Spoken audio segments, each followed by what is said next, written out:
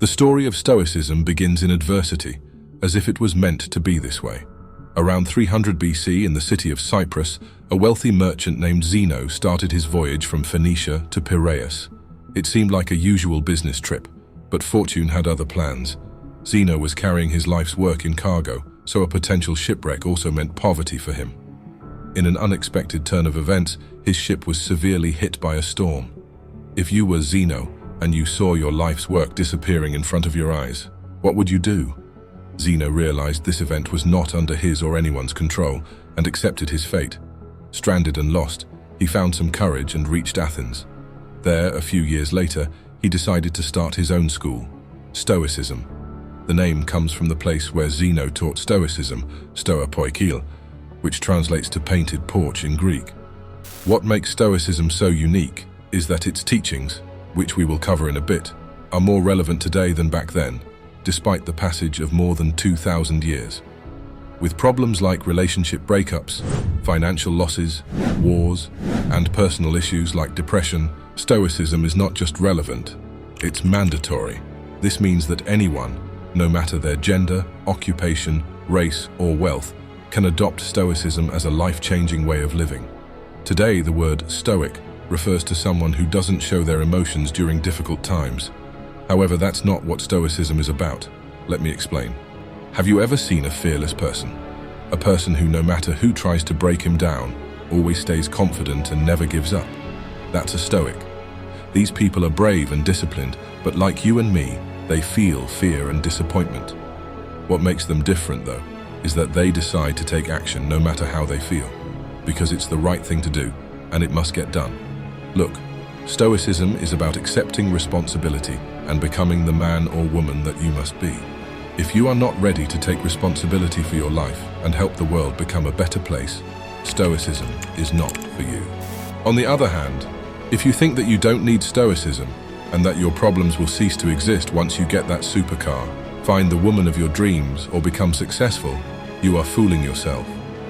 Problems don't stop, they just change. Life is like a battlefield, the Stoics taught. The perfect battlefield to make us stronger and more resilient. The Stoics tried to make themselves and the people around them so undefeatable that no matter what happened to them, they were always able to fight back and keep on trying.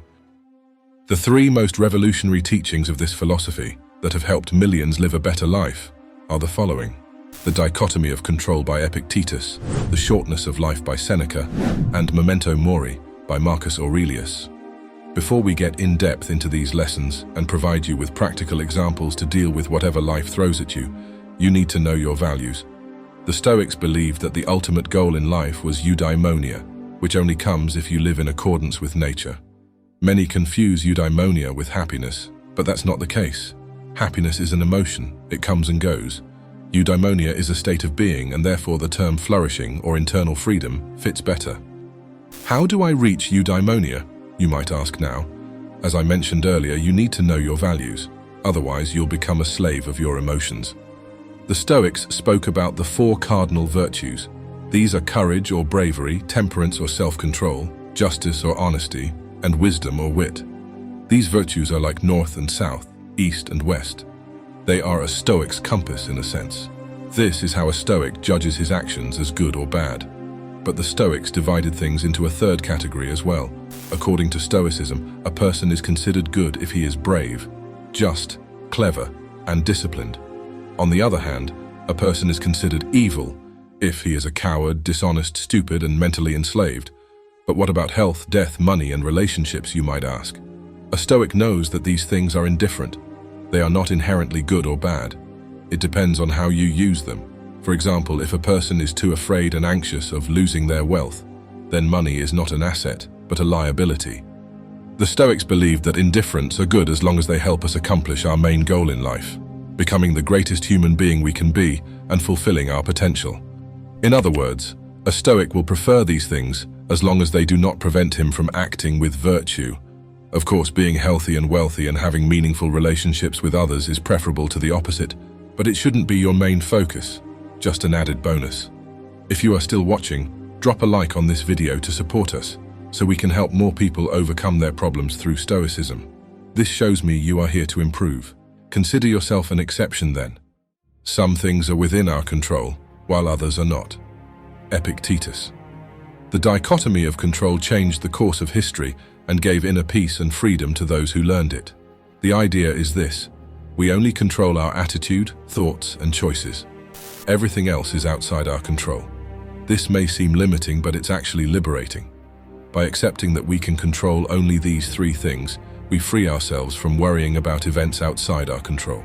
For example, if you start crying when you realize it's raining, how will crying stop the rain from falling? Just accept it and start your day. If you spill some orange juice on the kitchen table, how will blaming God put the orange juice back in the carton? That's right, it won't. So clean up the mess and move on like nothing happened. Do you know why? Because nothing really happened.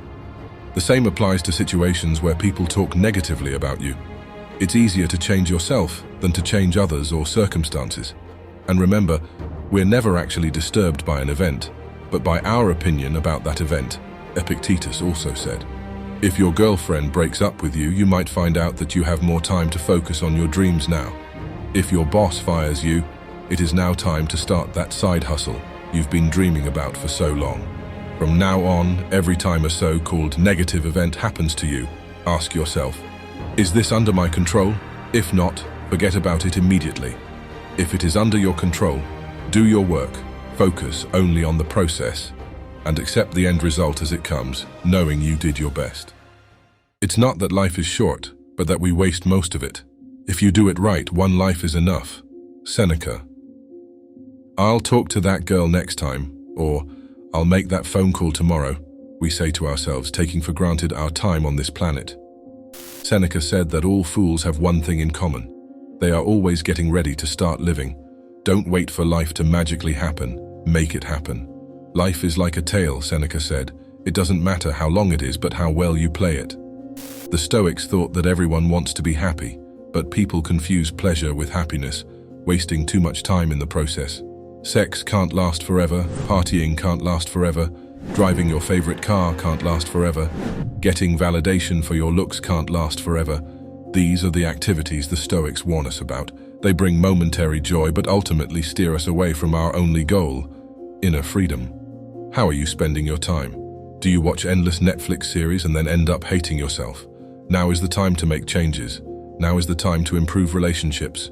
Your life will be over sooner than you think. Don't wish you were older. If aging was so valuable, everyone would say, I wish I were 65 years old. Remember this. Everybody dies, but not everybody lives. You could leave life right now. Let that determine what you do, say, and think. Marcus Aurelius. Stoicism teaches us that every day is a miniature of life. We wake up as we are born. We spend our day as we spend our lives, and then go to bed as we die. Death is one of those things that is outside our control. Life cannot exist without death, and we humans were born to die. Many people, including me in the beginning, get this wrong.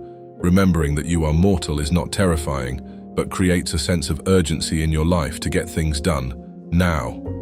The Stoics are not saying to chug down 2 bottles of vodka or find an orgy to join just because you realized you are mortal. Instead, Seneca said it well when he wrote, "Let us balance our lives each day."